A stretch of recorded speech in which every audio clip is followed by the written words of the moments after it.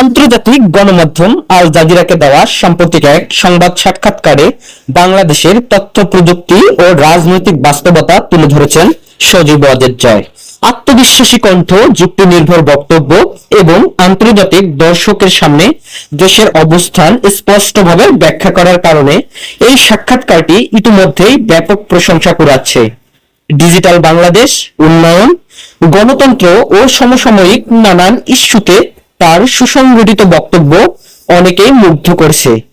সামাজিক যোগাযোগ মাধ্যমে অনেকেই বলছেন, আন্তর্জাতিক মঞ্চে বাংলাদেশকে যুক্তি ও তথ্যের মাধ্যমে উপস্থাপনের ক্ষেত্রে সজীব ওয়াজেদ জয় একটি পরিপক্ক ও দায়িত্বশীল ভূমিকা পালন করছেন। এই সাক্ষাৎকার শুধু একটি আলোচনা নয়, বৈশ্বিক পরিসরে বাংলাদেশের ভাবমূর্তি তুলে ধরার একটি গুরুত্বপূর্ণ মুহূর্ত হিসেবেই দেখা হচ্ছে।